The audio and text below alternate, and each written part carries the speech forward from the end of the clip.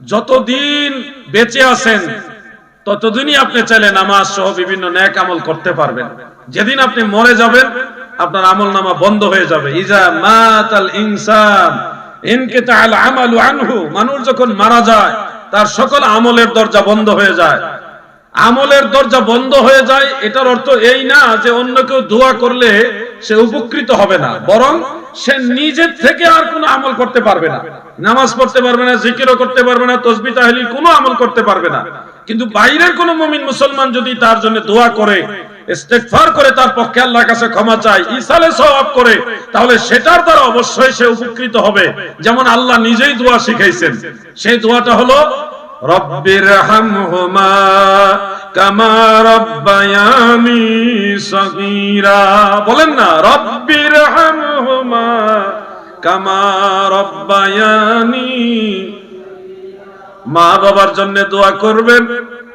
সন্তান যদি মা বাবার জন্য এইভাবে দোয়া করে, ওই দুয়ার বরকতে কবরের আযাব আল্লাহ মাফ করে কবর জান্নাতের বাগান বানায় দেয়। অন্যান্য মুসলমানদের জন্য দোয়া করার দোয়া আল্লাহ নিজে শিক্ষা দিয়েছেন, যেমন রব্বানা ইগফির লানা ওয়া লিইখওয়ানিনাল্লাযীনা সাবাকুনা বিল ঈমান।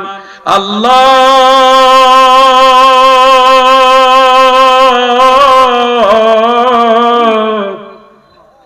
ইগফির লানা, আমাদেরকে মাফ করেন, ওয়া লিইখওয়ানিনা, আমাদের ভাই বোনদেরকে মাফ করে দেন, আল্লাযীনা সাবাকুনা বিল ঈমান, যারা ঈমানের সাথে কবর দেশে চলে গেছে গো, আপনি তাদেরকেও মাফ করে দেন। এই যে দোয়া শিখাইছে আল্লাহ, যেহেতু মরা মানুষের ক্ষমা প্রার্থনার জন্য আল্লাহ নিজে দোয়া শিখাইছে, সেহেতু অবশ্যই জীবিতরা, যুবকেরা, মুরব্বীরা ওই কবরবাসী মুর্দেগানের জন্য যদি দোয়া করেন, তাদের জন্য আল্লাহর কাছে ক্ষমা চান, এই উসিলায় অবশ্যই আমার আল্লাহ তাদেরকে মাফ করে দিবে। আপনারা মৃতদের জন্য দোয়া করার পক্ষে না বিপক্ষে? সবাই বলেন পক্ষে না বিপক্ষে? পক্ষে। হযরত ইব্রাহিম আলাইহিস সালাম তিনার আব্বা আম্মার জন্য দোয়া করেছেন।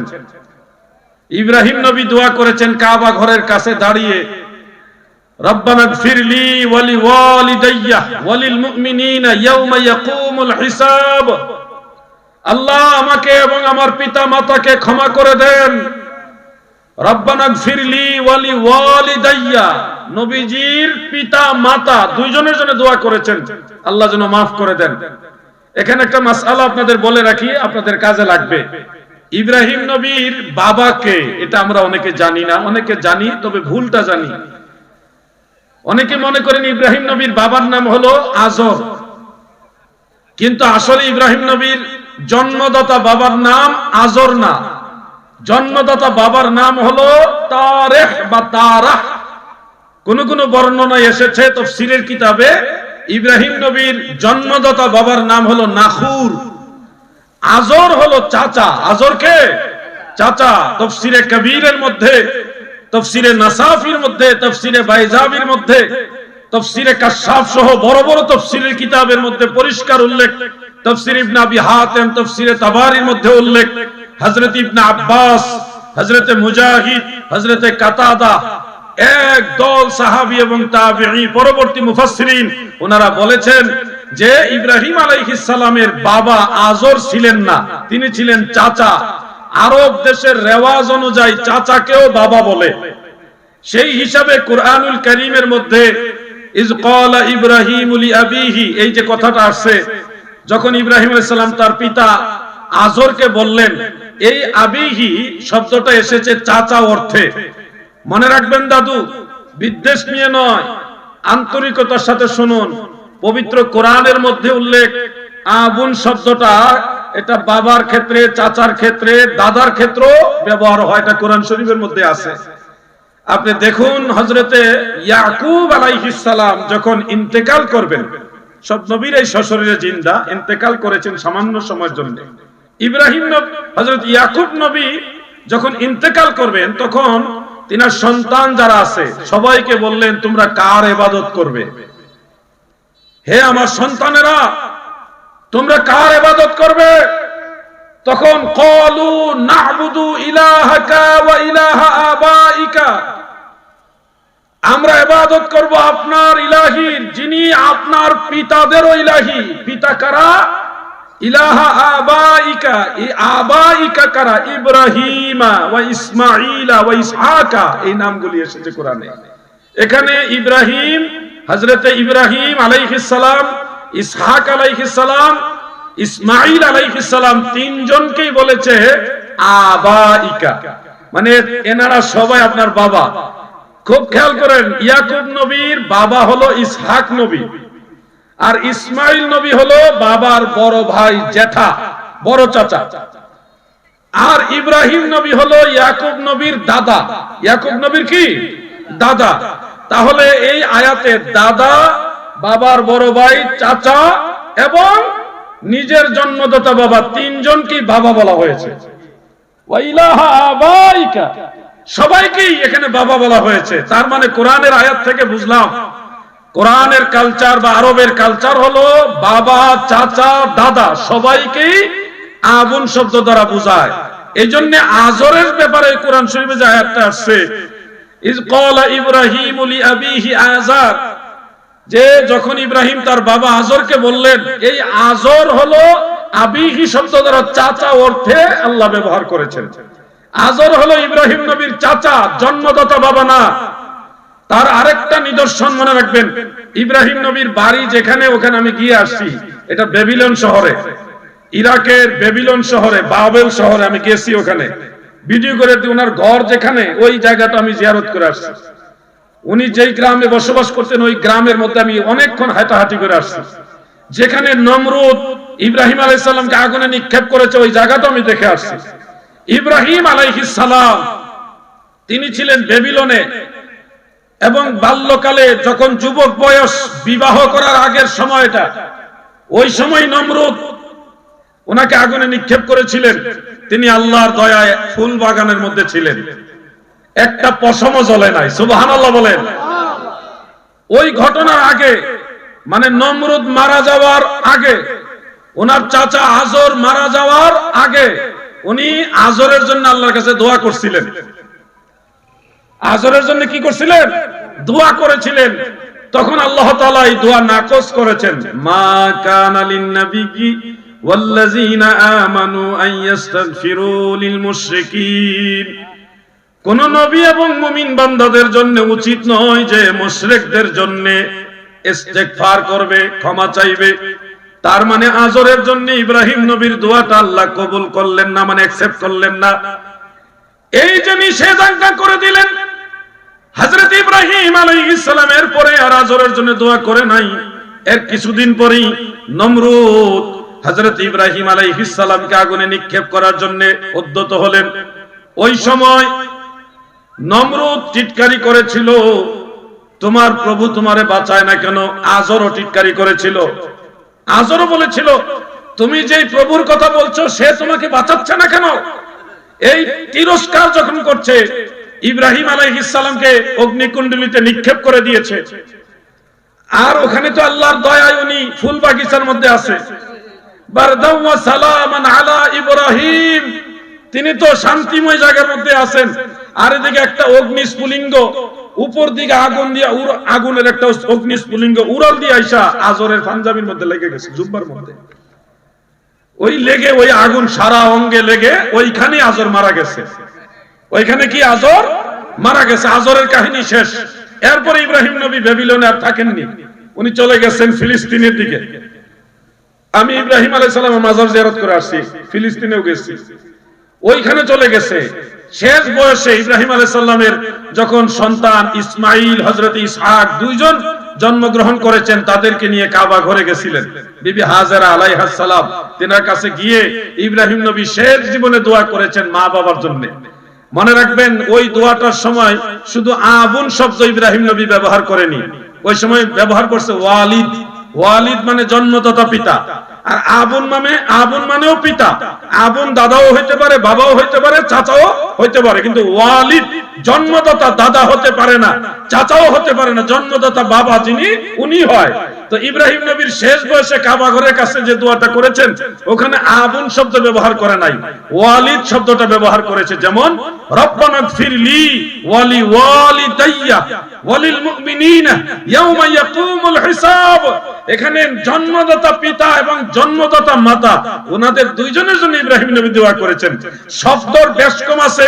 আগের দোয়া ছিল বাবার জন্য মানে চাচার জন্য, আর এখনের দোয়াটা হলো জন্মদাতা পিতা এবং মাতার জন্য। এই জন্য মনে রাখবেন, কথায় কথায় আমরা বলি ইব্রাহিম নবীর বাবাও কাফের ছিল, কখনো এগুলি বলবেন না। ইব্রাহিম নবীর চাচা আজর ছিল কাফের, এবং হাসরের ময়দানে আজর লাঞ্ছিত হবে, বঞ্চিত হবে, ধুলাবালি মিশ্রিত হয়ে জাহান্নামে যাবে। এটা সত্য, বুখারী শরীফের হাদিস যেটা আছে সত্য, ওটা আজরের বেলায়। আজর মানে ইব্রাহিম নবীর চাচার বেলায় সত্য, কিন্তু ইব্রাহিম নবীর জন্মদাতা পিতা এবং মাতা দুইজনই ইমানদার ছিলেন, তাওহীদপন্থী ছিলেন, ওনারা দুইজনই জান্নাতি। সুবহানাল্লাহ বলেন। বুঝতে কি কষ্ট হয়েছে আপনাদের? একটা হলো যুবক বয়সের দোয়া, আরেকটা হলো বৃদ্ধ বয়সের দোয়া। প্রথম বয়সে যে দোয়াটা করেছে ওই সময় ইব্রাহিম আলাইহিস সালামের ছেলে ইসমাইলেরও জন্ম হয়নি, নবী ইসহাকেরও জন্ম হয়নি। আর শেষে যে মা বাবা জন্মদাতা পিতা মাতার জন্য দোয়া করেছে ওই সময় ইসমাইল এবং ইসহাক দুইজনই জন্মগ্রহণ করেছে। আগের দোয়া আর পরের দোয়া বুঝতে হবে। আজর ইব্রাহিম নবীর বাবা না, চাচা। চাচাকেও বাবা বলা হয়। যেমন আরেকটা হাদিস মনে রাখবেন, সহিহ মুসলিমের মধ্যে উল্লেখ, সায়াকুনু ফি আখিরিজ জামানে দাজ্জালুন ওয়া কাযযাবুন।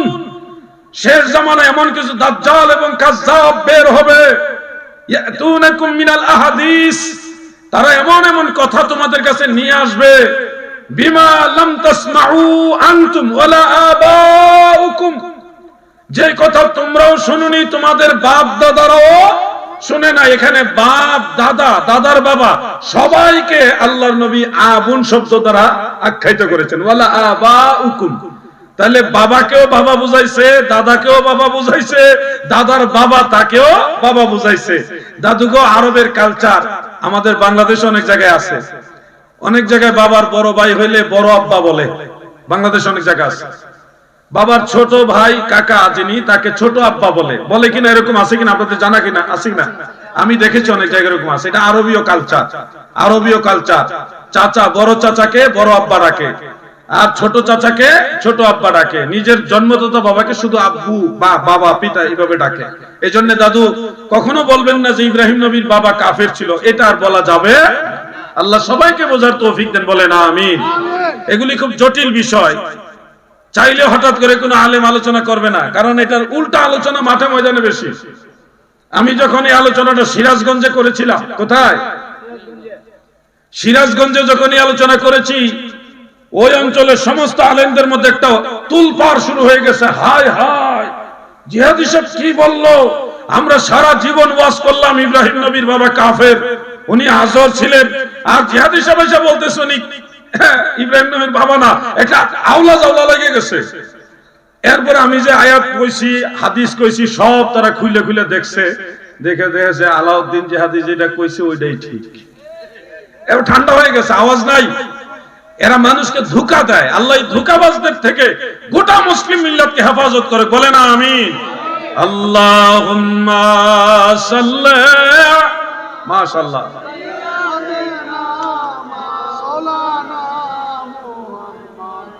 ওয়া আলা আলি সাইয়্যিদিনা।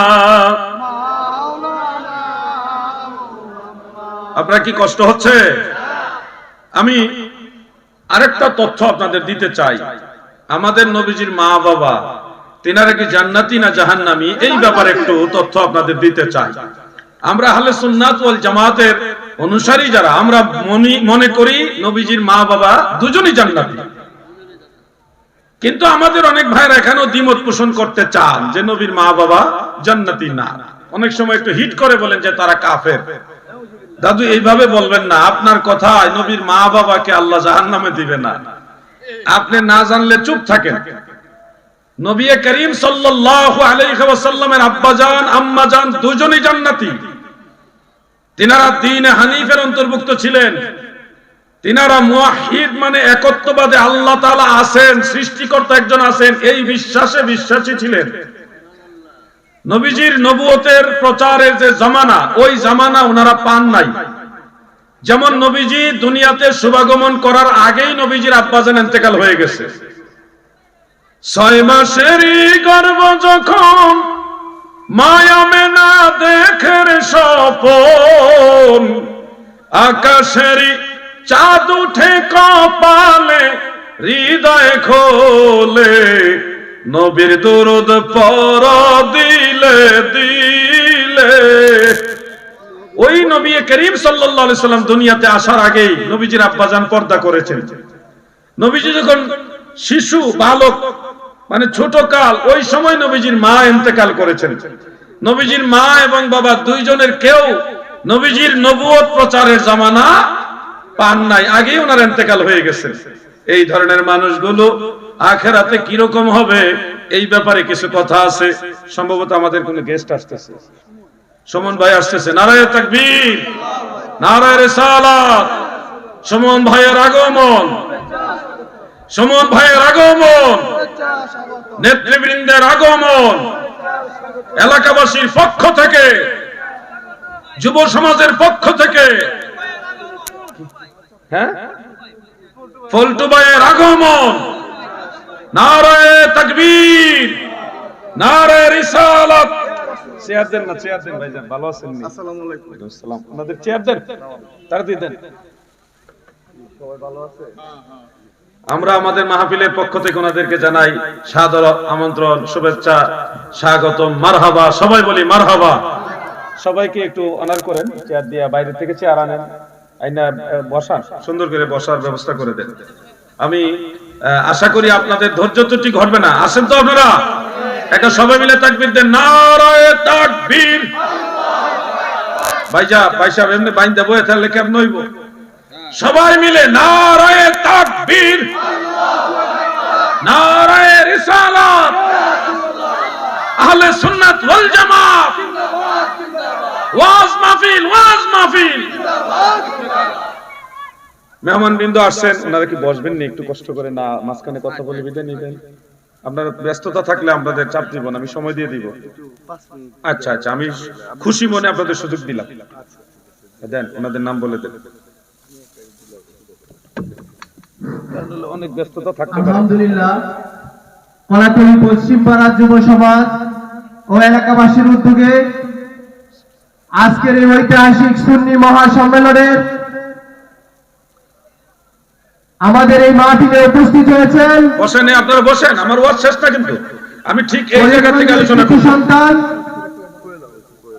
করিমগঞ্জ পৌরসভার জনতার মেয়র, কিশোরগঞ্জ জেলা যুব দলের সংগ্রামী সাধারণ সম্পাদক জনাব আব্দুল্লাহ মাসুদ সুমন ভাই, এই করিমগঞ্জ পৌরসভার আগামী দিনের মেয়র প্রতিনিধি হিসাবে যিনি আপনাদের মাঝে আসবেন, আব্দুল্লাহ মাসুদ সুমন ভাই আমাদের মাঝে বিসমিল্লাহির রহমানির রহিম। উপস্থিত কলাতলীর পশ্চিম পাড়া যুব সমাজ ও এলাকাবাসীর উদ্যোগে কবরবাসীর স্মরণে ঐতিহাসিক সুন্নি মহাসম্মেলনের সম্মানিত সভাপতি, কিশোরগঞ্জ জেলা বিএনপি সহসভাপতি এবং করিমগঞ্জ উপজেলা বিএনপি সংগ্রামী সভাপতি, আজকের এই অনুষ্ঠানের সম্মানিত সভাপতি আজিজুল ইসলাম দুলাল ভাই, উপস্থিত আজকের এই অনুষ্ঠানের বিশেষ অতিথি করিমগঞ্জ উপজেলা বিএনপির সংগ্রামী সাধারণ সম্পাদক, বীর মুক্তিযোদ্ধা, যেহেতু এটা বিজয়ের মাস, যিনি দীর্ঘ 9 মাস যুদ্ধ করে এই দেশকে স্বাধীন করেছেন, বীর মুক্তিযোদ্ধা আব্দুল মান্নান দুলাল সিকদার, উপস্থিত আজকের এই অনুষ্ঠানের প্রধান অতিথি। আমি বক্তব্য দেওয়ার জন্য আসি নাই, অনেক শীত, বাইরে অনেক কুয়াশা, কিছুই দেখা যায় না। এই শীতের মধ্যে আপনারা কষ্ট করে যারা ইসলাম সম্পর্কে জানার জন্য, কুরআন সম্পর্কে জানার জন্য, বিশেষ করে নবীজিদের জীবনী সম্পর্কে জানার জন্য যারা এই আয়োজন করেছেন, বিশেষ করে কলাতলী যুব সংঘকে আমি আমার ব্যক্তিগত পক্ষ থেকে এবং করিমগঞ্জ পৌরবাসীর পক্ষ থেকে, পৌরসভার পক্ষ থেকে সবাইকে আন্তরিক ধন্যবাদ জানাচ্ছি। প্রিয় এলাকাবাসী, গত নির্বাচনের সময় আমি দেখেছি আরেকটা ওয়াজ মাহফিল হয়েছিল, অনেক অনেক লোক ছিল, আর এই ঠান্ডার মধ্যেও আজকে অনেক অনেক লোক আমাদের কলাতলীবাসী এনে উপস্থিত হয়েছে। আমার সাথে আরো উপস্থিত রয়েছেন করিমগঞ্জ উপজেলা বিএনপির সিনিয়র যুগ্ম সাধারণ সম্পাদক আলী হোসেন খান পল্টু, পৌর বিএনপির সিনিয়র যুগ্ম সাধারণ সম্পাদক সজল সরকার সহ অনেক নেতৃবৃন্দ আমাদের মধ্যে উপস্থিত হয়েছেন। আমি বক্তব্য দিব না, আমি প্রধান অতিথির বক্তব্য শুনবো। কিন্তু আরেকটা ওয়াজ মাহফিল আছে নীলগঞ্জ, মানে আজকে আমাদের জেলা বিএনপি কিশোর সদর থানা বিএনপির সম্মেলন ছিল। আমাদের আজকের যে সভাপতি উনিও ওই জায়গায় বক্তব্য দিয়েছেন। সকাল থেকে 9টায় বের হয়েছি, এখন পর্যন্ত বাসায় যেতে পারি নাই। আমরা কোরআন সম্পর্কে জানবো, নবীজির জীবন সম্পর্কে জানবো, ইসলাম সম্পর্কে জানবো। আমরা যে কোনো সময় এই যুব সমাজ আরো বড় ধরনের কোনো আয়োজন করলে আমার ব্যক্তিগতভাবে যত সহযোগিতা লাগে, যেহেতু আমি করিমগঞ্জের সন্তান হিসাবে এবং পৌরসভায় আমার বাড়ি হিসাবে যত সহযোগিতা লাগে আমি আপনাদের পাশে সব সময় থাকবো। বর্তমানেও আছি, ভবিষ্যতেও থাকবো। সবাই আমার জন্য দোয়া করবেন। আসসালামু আলাইকুম। ওয়ালাইকুম আসসালাম ওয়া রাহমাতুল্লাহ। আর কেউ বলবে? দুরূদ শরীফ পড়ুন। আল্লাহুম্মা সাল্লি আলা। পিছনে ভাইরা আপনারা বসলে মাহফিলটা আরো সুন্দর দেখা যাবে। বসুন না ভাইজান। ওয়া আলা আলি সাইয়্যিদিনা। আরাম করে বসে যান। ও ভাইজান, আপনারা না বসলে আর কে বসবে? আপনারাই তো বসতে হবে। বসুন। রাস্তাঘাটে ঘোরাফেরা বহুত করছেন, বিড়ি টিড়ি খাইছেন, এখন আসেন আর খাইয়েন না বিড়ি। অনেকে বুট বাদাম খাইছে, এগুলি বিড়ি টিড়ি খায় না, বুট বাদাম খায়। তো বহুত তো খাইছেন, এখন তো রাইত হয়েছে। আসেন, ভিতরে আসেন, একটু মহব্বতে আলোচনা করি। আপনাদের বসা উপস্থিতি থাকলে ভালো লাগবে। ভিতরে আসেন, যুবক ভাইরা আসেন, সবাই আসেন। আর যদি মনে করেন না হুজুর আমি দাঁড়াই শুনবো, তো দাঁড়াই থাকেন, যাইয়েন না। এটা যাওয়ার সাইডে দাঁড়ায় থাকা ভালো। আমাদের আজকে মাহফিলের প্রধান আলোচক কিন্তু হয়ে গেছে। এরপরে আমরা আমাদের হুজুরের পরে কিন্তু আজকে মাহফিলের প্রধান আলোচক বক্তব্য করবেন আবুল ফেয়াজ খান আল আবিদি। জি ইনশাআল্লাহ। মহব্বতে পড়ুন আল্লাহুম্মা সাল্লি আলা মাওলানা মুহাম্মদ ওয়া আলা। পড়েন না, দূরে পড়েন না। মাওলানা তুমি আল্লাহর প্যারা হাবিব, তোমার সাথে তুলনা কার, তোমার মতো আরশ ভ্রমণ করে নাই কোন পয়গম্বর। আল্লাহুম্মা। মাশাআল্লাহ। মাওলানা মুহাম্মদ ওয়া আলা আলি মাওলানা। প্রিয় ভাইরা আমার, যদিও প্রশ্ন এসে গেছে, আমি আর একটু পরে নেই প্রশ্নগুলি, নাকি একটু পরে নেই। আমি আরো কয়েকটা কথা হালাল হারাম নিয়ে আরো গুরুত্বপূর্ণ কয়েকটা কথা বলবো। যে কথাটা উঠে গেছে এটাও কিন্তু আমাদের সবার জানার দরকার। এটা আমাদের ঈমান আকীদার সাথে জড়িত, হুব্বে রাসূলের সাথে জড়িত, নবীর মহব্বতের সাথে জড়িত। এই জন্য আমি এই কথাটা কয়েক মিনিটের মধ্যে শেষ করি। হালাল হারাম নিয়ে আরো গুরুত্বপূর্ণ কয়েকটা কথা বলবো ইনশাআল্লাহ। আমাদের প্রিয় নবীজি রাহমাতুল লিল আলামিন, দয়াল নবীজির আব্বা জান আম্মা জান দুইজনেই জান্নাতি ছিলেন। অনেকে ভাইরা না জেনে বলে থাকেন নবীর মা বাবা ইমানদার না, তারা কাফের অবস্থায় মারা গেছে। দাদু গো, তাড়াহুড়া করে কিছু বলবেন না। আহলে সুন্নাত ওয়াল জামাতের আইম্মাই কারাম তিনারা লিখে গেছেন নবীর মা বাবা দুজনই জান্নাতি।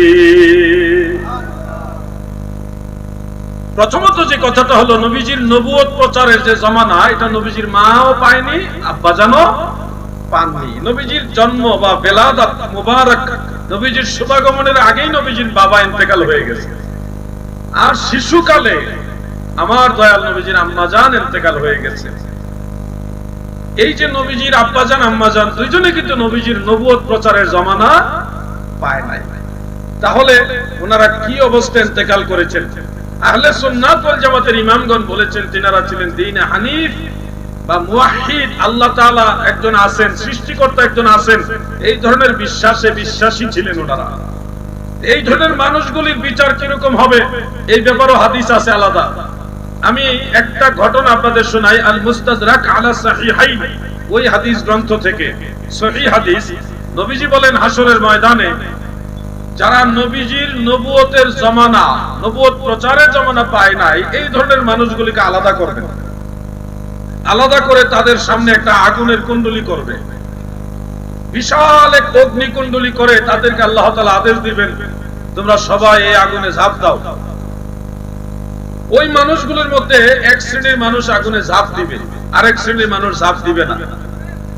যারা ঝাঁপ দিবে তারা ঝাঁপ দেওয়ার পরেই দেখবে ওই পারে জান্নাতের বাগান, সুবহানাল্লাহ।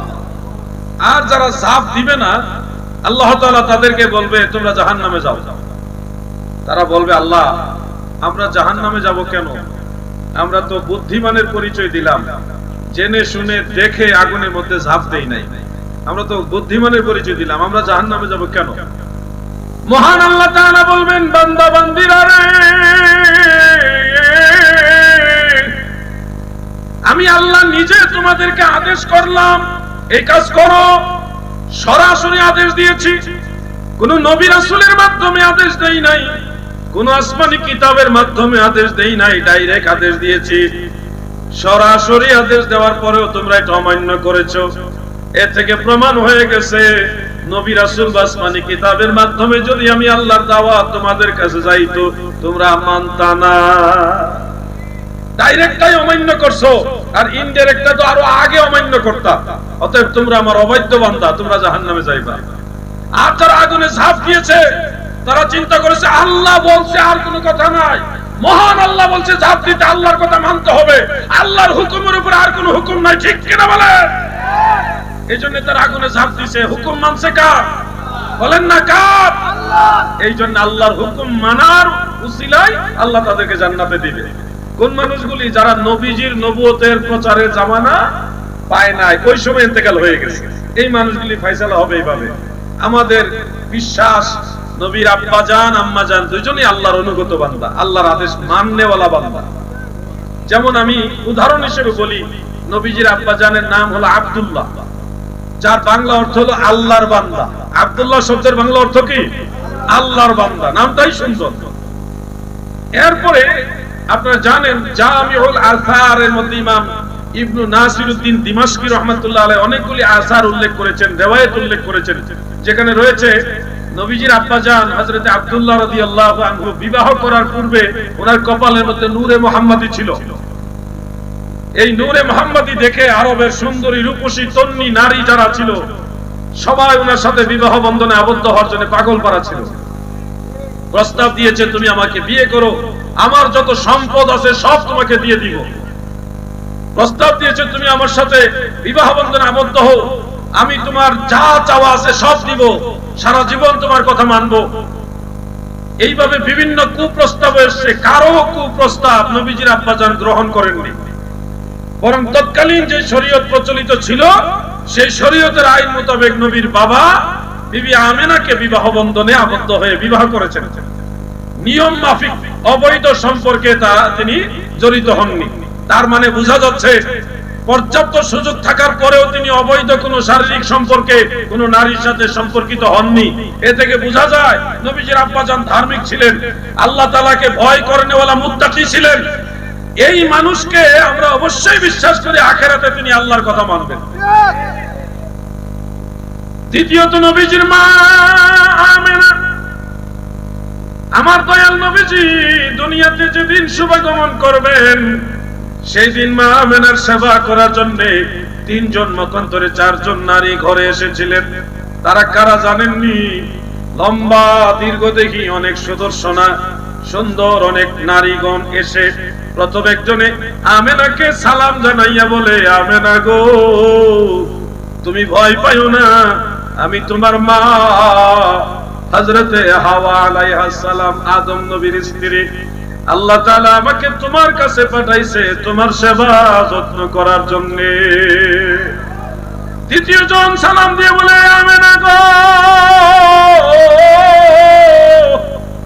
আমি ঈসা নবীর মা মরিয়ম, ঈসা নবীর মা হযরতে মারিয়াম আলাইহিস সালাম, তোমার খেদমত করার জন্য আমার আল্লাহ আমাকে পাঠাইছে। তৃতীয় জন বলে আমি ফেরাউনের দাসী আসিয়া আলাইহিস সালাম, আমি তোমার সেবা করার জন্য এসেছি। এমন দামি দামি নারী যে মা আমেনার সেবা করতে এসেছে, ওই মা আমেনা যদি আল্লাহর মায়ার বান্দি না হইতো, এত দামি দামি নারী দিয়া মা আমেনার সেবা করায় না। এ থেকে বোঝা যায় নবীর মা অবশ্যই আল্লাহর অনুগত বান্দা। ভাই আমার, বন্ধুরা আমার, আরেকটা ঘটনা রয়েছে তারিখ ইবনে আসাকির থেকে, অন্যান্য কিতাব থেকে মুহাদ্দিসিনে কেরাম কোট করেছেন। ইমাম সুয়ুতি তার খাসায়েসুল কুবরার মধ্যে এনেছেন, আল হাবিলিল ফাতাওয়ার মধ্যে এনেছেন যে নবীজি সাল্লাল্লাহু আলাইহি ওয়াসাল্লাম একদিন নবীর মায়ের কবরের কাছে গিয়ে দোয়া করলেন, আল্লাহ আমার মা এবং বাবা দুইজনকে জীবিত করে দেন। নবীজির দোয়া কবুল হলো, আল্লাহ তাআলা নবীর মা বাবা দুইজনকে জীবিত করে দিলেন। এবং আল্লাহ রাসূল বলে, আমি নিজে আমার মা বাবাকে কালেমা পড়াইয়া ঈমান আনাইলাম। সুবহানাল্লাহ বলেন। এরপর আবার দোয়া করেছে, আল্লাহ আমার মা বাবাকে যথাস্থানে নিয়ে যান। আল্লাহ তাআলা আবার আগের জায়গায় নিয়ে গেছেন। শুনুন, মৃত মানুষ জীবিত হওয়াটা এটা অসম্ভব বা অবাস্তব নয়। হযরত ঈসা আলাইহিস সালাম সম্পর্কে কোরআনে দেখবেন, উনি মরা মানুষের কাছে দাঁড়িয়ে যখন বলতেন কুম বিইজনিল্লাহ, তখন মরা মানুষ জিন্দা হয়ে দাঁড়ায় যেত। তো ঈসা নবী ডাক দিলে যদি মরা মানুষ জিন্দা হয়, এটা কোনো দোষের হয় না, আইব হয় না, অসম্ভব হয় না। তা আমার নবী তো ঈসা নবীরও নবী, আল্লাহর রাসূল ডাক দিল, মা বাবা দুইজনকে আল্লাহ জিন্দা করে দিতে পারে। ঠিক কিনা বলেন?